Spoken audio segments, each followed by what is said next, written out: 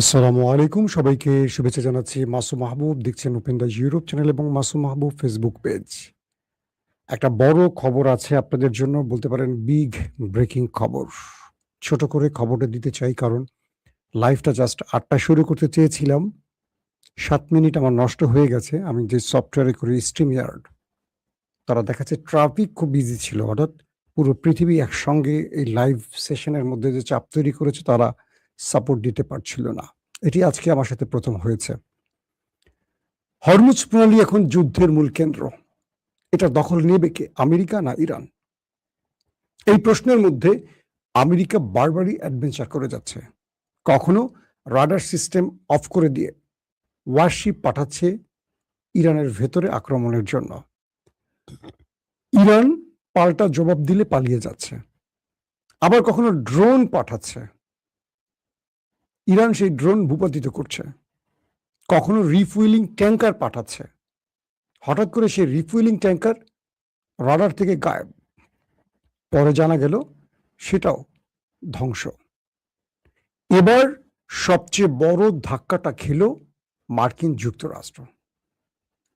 সেটি হলো হরমুজ প্রণালী থেকে মার্কিন যুক্তরাষ্ট্রের সবচেয়ে শ্রেষ্ঠ গর্বের F-35 পঞ্চম প্রজন্মের যে যুদ্ধ বিমান হঠাৎ করে নিখোঁজ হয়ে গেছে।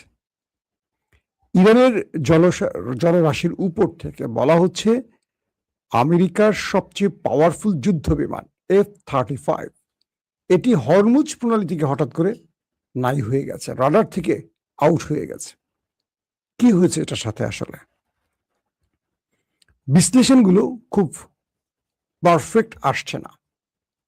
এই খবরটি কিছুক্ষণ আগের খবর, এখনো বাংলাদেশে কোনো গণমাধ্যম কোথাও আপনারা দেখেন নাই, হয়তো পরে পাবেন। একটু তুলে ধরি বিষয়টা আসলে কিভাবে কি হয়েছে। হরমুজ প্রণালী এখন যে কোনো ভাবে আমেরিকা তার দখলে নিতে চায়, কারণ এখানে যদি আমেরিকা হেরে যায় ইরান বিজয় লাভ করবে। আরবের চাপ হলো যে কোনো ভাবে হরমুজ খুলে দাও, নতুবা আমেরিকা তুমি আরব ছেড়ে যাও। শব্দটা আবার বলছি, আরবের নেপথ্যে, আরবরা বা গালফ কান্ট্রির নেপথ্যে আমেরিকাকে শর্ত দিয়ে দিয়েছে, হরমুজ প্রণালী ইরানের হাত থেকে খুলে দাও অথবা তুমি আরব ছেড়ে চলে যাও। তোমাকে $1 ট্রিলিয়ন দিয়ে আমরা বসিয়ে রেখেছি এই অঞ্চলে, আর তুমি এক ইরানের সাথে লড়াই করে পারছো না, সাথে ইসরায়েলকেও নিচ্ছ তাও পারছো না, আমরা সাপোর্ট দিচ্ছি তাও পারছো না। এক ইরানের কাছে তোমার পরাজয়ের অর্থ হলো আগামী দিন তুমি আমাদেরকে রক্ষা করতে পারবে না, কারণ তুমি নিজেকে রক্ষা করতে পারছো না। এরপর ডোনাল্ড ট্রাম্পের যে নেভি একাধিকবার তারা হরমুজ প্রণালীতে ইরানের জাহাজকে টার্গেট করেছে, পরক্ষণে ইরান তাদের জাহাজকে টার্গেট করেছে। আজকের লেটেস্ট খবর কি জানেন? আরেকটা, ওমান সাগরে মার্কিন যুক্তরাষ্ট্রের একটি তেলের ট্যাঙ্কার প্রবেশ করেছিল। ইরান সেখানে তার কমান্ডো বাহিনী পাঠিয়ে, IRGCর নেভিকে পাঠিয়ে, নৌবাহিনীকে পাঠিয়ে কমান্ডো স্টাইলে মার্কিন যুক্তরাষ্ট্রে সেই জাহাজকে দখল করেছে, আটক করেছে। আমেরিকার তেলের ট্যাঙ্কার ইরান আটক করে ফেলেছে। তাহলে কোথায় আমেরিকার অবস্থা ইরানের কাছে, বুঝতে পারছেন? এরপর গত এক সপ্তাহের মধ্যে বড় দুটো খবর আসছে।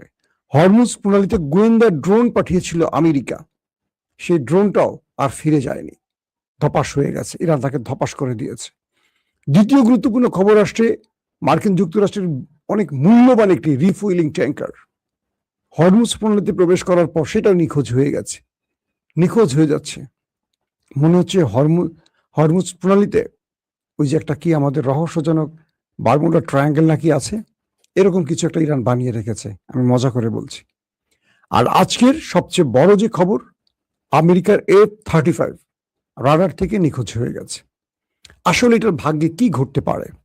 কয়েকটি বিশ্লেষণ আসছে, মার্কিন যুক্তরাষ্ট্র 7700 ইমার্জেন্সি যে কন্ট্রোল, সেখানে তারা লাস্ট বার্তাটি পাঠিয়েছে, বিমানটির কন্ট্রোল হারিয়ে ফেলছে, অর্থাৎ F-35 770-তে ইমার্জেন্সি কলের মাধ্যমে আমেরিকা জানতে পেরেছে তাদের F-35 হরমুজ প্রণালীতে ঢোকার পর। এটার আর কোনো খবর নাই। এটা কি ক্র্যাশ হয়েছে? এটা কি ধ্বংস হয়েছে, নাকি এটা সাগরের পানিতে ডুবে গেছে? এর কোনো উত্তর কেউ জানে না। আসলে এটার সাথে হয়েছে কি? আমেরিকা বলছে অন্য কিছু। ইরান এখন পর্যন্ত চুপ, কারণ ইরান এটি ধ্বংসের দাবিও করছে না, এটাকে ছেড়ে দেওয়ার দাবিও করছে না। ইরান একদম চুপ। পূর্বের রিফুয়েলিং ট্যাঙ্কার বলি, ড্রোন বলি, সেক্ষেত্রে ইরান চুপ। ইরান এখানে কিছু কৌশলে কাজ করে। প্রথম কৌশলটি কি ইরানের? কারণ এখন দু দেশের মধ্যে যুদ্ধবিরতি চলছে, সিজ ফায়ার চলছে। ইরান কোনোভাবেই অ্যাটাক করলেও বলবে না তারা করেছে। যেমন আরব আমিরাতে অ্যাটাক করে ইরান চুপ, বলেনি আমরা অ্যাটাক করেছি, কিন্তু আরব আমিরাতে ধোলাই চালিয়েছে। তবে কিছু ধোলাই ফলস ফ্ল্যাগ অপারেশন হতে পারে। বিভিন্ন বিশেষজ্ঞরা বলছেন F-35 হরমুজে ঢোকার পর এটার মধ্যে এমন কোনো অ্যাটাক হয়েছে, ইনভিজিবল অ্যাটাক, যেটা কোনো মিসাইলের মাধ্যমে নাও হতে পারে। ক্লিয়ার না, এটা আমেরিকা হয়তো জানাবে বা জানাবে না। এইসব জায়গায় আমেরিকা আর জানায় না কখনো। আমেরিকা ইরানের ইস্পাহানে যে অপারেশন চালিয়েছে, যেই পাইলটকে উদ্ধারের জন্য তারা অপারেশন করেছিল, আজও কি সেই পাইলটকে কোনো গণমাধ্যমে দেখেছেন সে বেঁচে আছে না মরে গেছে, উদ্ধার করতে পেরেছে কিনা? 2 নম্বর, ইস্পাহানে অপারেশনে আমেরিকা কয়েক ডজন যুদ্ধ বিমান, ড্রোন, হেলিকপ্টার ইউজ করেছে। কয়টা ফিরে গেছে এই হিসাব আমেরিকা দেয়নি। 3 নম্বর, শত শত সেনারা, কমান্ডোরা প্রবেশ করেছিল, কয়জন বেঁচে ফিরতে পেরেছে সেই হিসেবও আমেরিকা দেয়নি। এই হিসেব আমেরিকা কখনো দেবে না। যে ড্রোন এবং রিফুয়েলিং ট্যাঙ্কারের কথা বলেছি, সেগুলোর ভাগ্যে কি ঘটেছে আজও কি আমেরিকা বলেছে? বলেনি। এখন F-35 দুটো বিষয় হতে পারে। এক, ইরান ইনভিজিবল অ্যাটাক চালিয়ে এটাকে শেষ করে দিয়েছে। হতে পারে অন্য কোনো অ্যাটাক, মিসাইল, ড্রোন, এইটা এখন ধারণা করা হচ্ছে না, কারণ ইরান এই বিষয়ে চুপ। এখন তাহলে কি হতে পারে? অর্থাৎ এটি ইরানের জলসীমায় ঢোকার পর ইরান এমন কোন টেকনোলজি ব্যবহার করছে যেটা ইরান এখন শত্রুকে বলতে চায় না, কিন্তু শত্রু জানুক সে সেটা চায়। খুলে বলছি, ইরানের যিনি এয়ার চিফ, তিনি বলেছেন যে আমরা আমাদের পুরো রাষ্ট্রের গুরুত্বপূর্ণ জায়গাগুলোকে সমস্ত টার্গেট লক করে রেখেছি।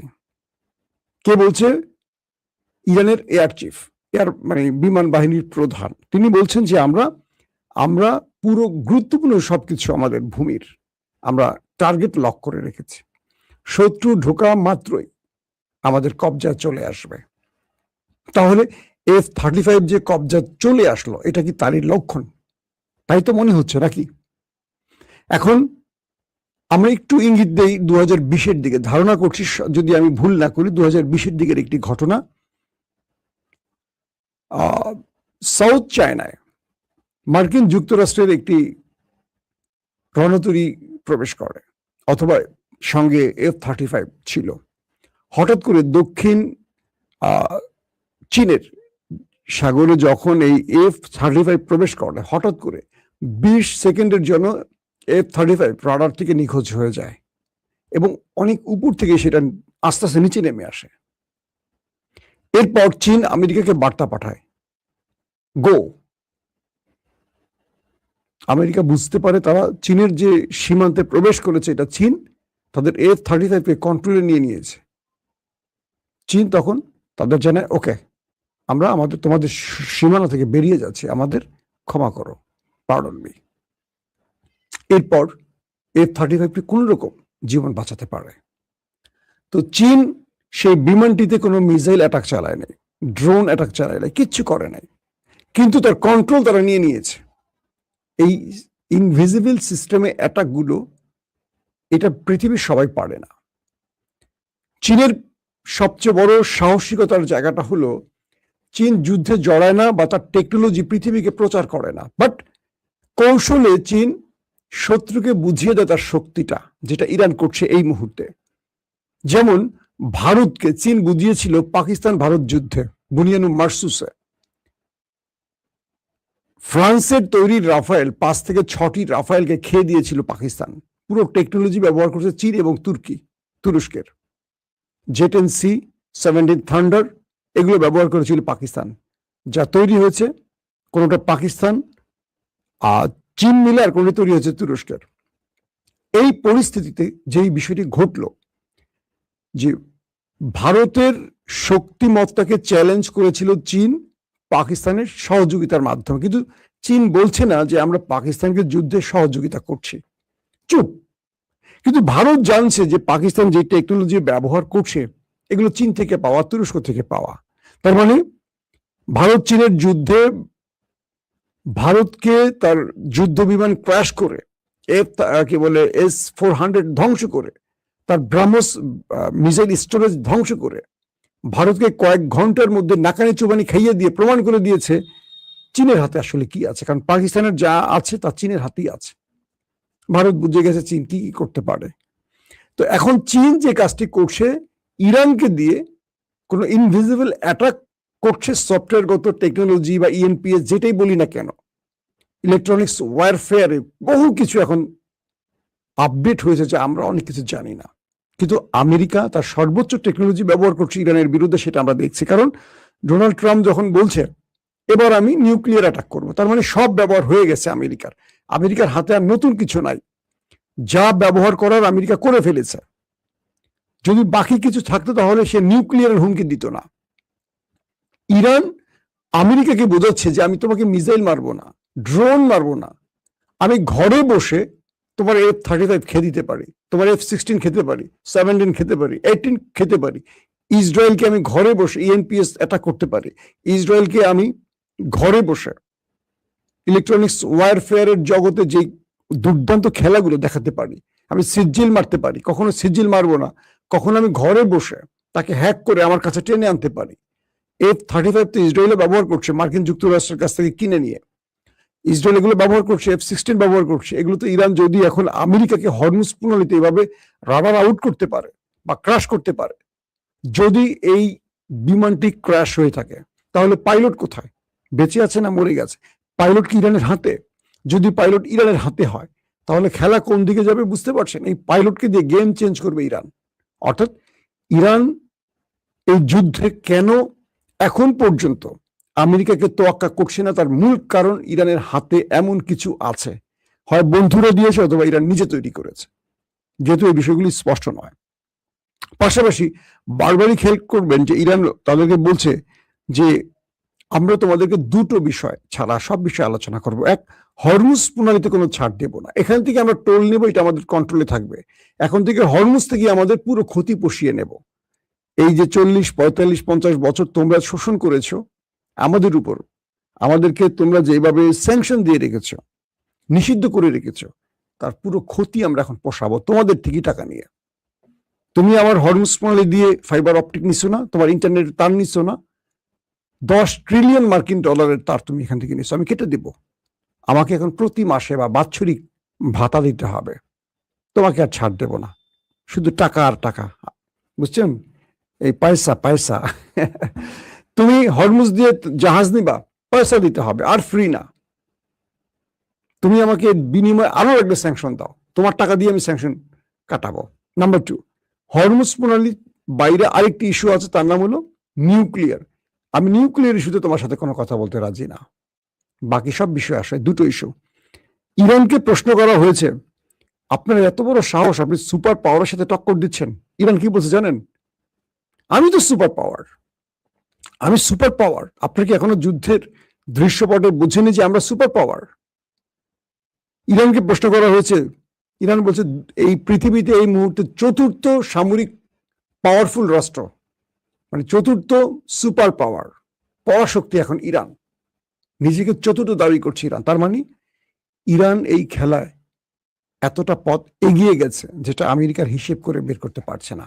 এবং এখন পর্যন্ত যেই খবরগুলো পাচ্ছি, হরমুজ প্রণালীতে গলার কাঁটা হয়ে আটকে গেছে আমেরিকার, এবং এখান থেকে আমেরিকা কোনো মুক্তি পাচ্ছে না। আমেরিকার সামনে এখন সবচেয়ে বড় চ্যালেঞ্জ, তাকে গালফ কান্ট্রি ছাড়তে হবে। গালফ কান্ট্রি ছাড়লে মধ্যপ্রাচ্যে ইসরায়েল একা হয়ে পড়বে, সকাল বিকাল ইরান থাবড়াবে। ট্রাম্প নিউক্লিয়ার অ্যাটাক করে ইরানকে শেষ করে দিলেও সমাধান হবে না। ইরান এত বড় দেশ, যদি নিউক্লিয়ার অ্যাটাক ইরানে হয়ে বসে আজকে কি বলে আমেরিকার ভেতরে বড় কিছু ঘটনা ঘটে গেছে, এগুলো সামলাবে কি করে আমেরিকা? এক, তাদের তেল রিফাইনিং যে সিস্টেমটি আছে, তেল রিফাইনারি, সেখানে গত কয়েকদিন আগে আগুন ধরে গেছে। আজকে ঘটে গেছে প্লাস্টিক কারখানায় আগুন, ব্যাপক আকারে। বহু কিছু ইরানকে করতে হয় না, অদৃশ্যভাবে অনেক কিছু সম্ভব হয়। তো সবকিছু মিলে ইরানকে যদি নিউক্লিয়ার অ্যাটাকের দিকে আমেরিকা টেনে নিয়ে যায়, আমার ধারণা ইরান নিজেও নিউক্লিয়ার তৈরি করে রেখেছে। সেক্ষেত্রে আমেরিকা আরো বড় বেকায়দায় পড়বে। আমেরিকাকে যে কোনোভাবে আলোচনার মাধ্যমে এই যুদ্ধটা শেষ করতে হবে। এই যে আরব আমিরাত আর ইসরায়েল যে বারবার যুদ্ধের চাপ দিচ্ছে ট্রাম্পকে, এখান থেকে ফিরে ইরানের দাবিগুলো মেনে এখনই শান্তিপূর্ণ পরিবেশে এটা সমাধান করতে হবে। কারণ দিন দিন ইরানের দাবি বাড়ছে, এখন নতুন করে ফাইবার অপটিকের উপর টোল চাচ্ছে। এতদিন শুধু হরমুজে টোল চেয়েছে, দুদিন পরে আরেকটা চাইবে। সো আমেরিকাকে এই অল্প সময়ের মধ্যে টেকসই একটি সমাধান খুঁজে বের করতে হবে, নতুবা ইরান আরো দাবির ক্ষেত্র বাড়াবে। যত ইরান বিজয় পাবে ততই দাবি বাড়বে।